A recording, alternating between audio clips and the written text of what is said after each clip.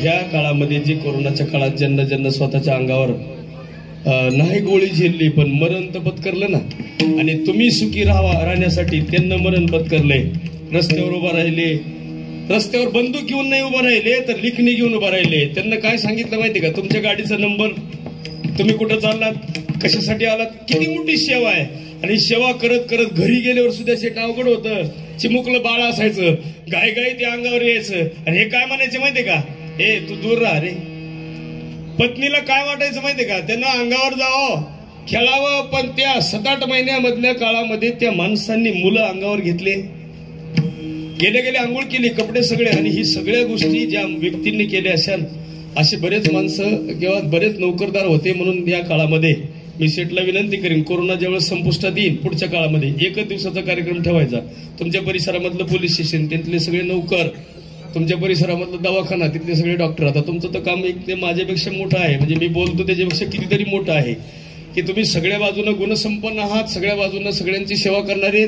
तरी सफाई कामगार तुमच्या परिसरामधले, तुमच्या परिसरामधलं दवाखाना आणि तुमच्या परिसरामधलं डॉक्टर, आपलं पोलीस स्टेशन, हे इतकं महत्वाचं आहे की याच्यानंतर एक दिवस असा कार्यक्रम इथंच ठेवून त्या सगळ्यांचा, कोरोना गेल्याच्या नंतर सगळ्यांचा सत्कार तुम्ही करावा अशी माझी अपेक्षा आहे. आमचा कोणाचाही करण्यापेक्षा सफाई कामगाराचा, डॉक्टरचा आणि पोलिसांचा. कारण हे जर तुमचं सगळं प्रसन्न ठेवलं असतं तर ती त्यांचे उपकार आहेत, बाकी कुणाचे नाही. त्यांचे जर उपकार नसते किंवा त्यांना जर काम नसतं केलं, आता लोक म्हणजे ते फुकट करते का? अरे मरण जवळ फुकट घ्यायचं काय काम आहे?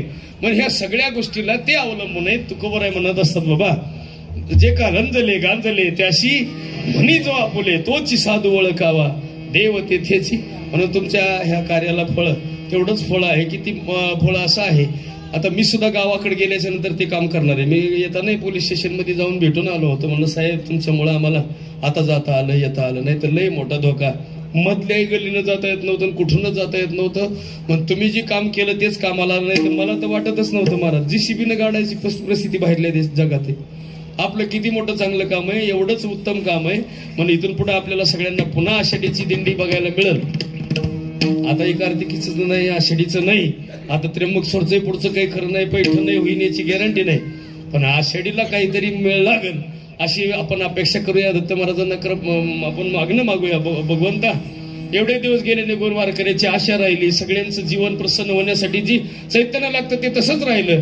पण भगवंता काही नाही झालं तरी आपण हे कसं आहे, प्रसन्न दाता म्हटल्यासारखं चिदानंद प्रतिष्ठानच्या या सानिध्यामध्ये आणि ज्यांचं ती आतूनच सेवा करतात, भगवंताला आपण मागणं मागितलं ते प्रसन्न होण्यासारखं काम आहे. कारण ते दत्त महाराज प्रसन्न होतात. ज्यांना ज्यांना भेटले, ज्यांना ज्यांना मिळालं त्यांचं कल्याणच झालंय, ज्यांच्या स्वप्नातही आले. पण तुम्ही पाहिलं असेल, सगळ्यांना जाऊ द्या, पण ज्यांना ज्यांना त्यांचा साक्षात्कार झालाय त्यांना त्याचा अनुभव मोठा आला. म्हणून आपण भगवंताला प्रार्थना करूया ह्या सगळ्या संकटातून लवकरात लवकर आमचा महाराष्ट्र, आमचा भारत देश मोकळा व्हावा, जगच मोकळं व्हावं अशी प्रार्थना करूया. ज्ञानेश्वर माऊली, ज्ञानेश्वर माऊली, ज्ञानराज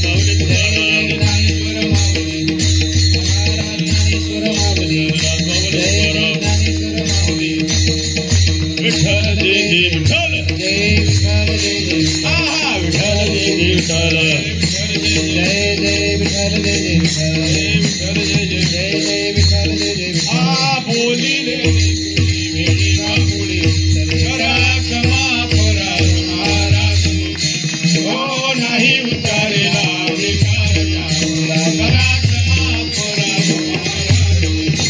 महाराज, ज्ञानेश्वराला पाया करा क्षमा परा महाराज.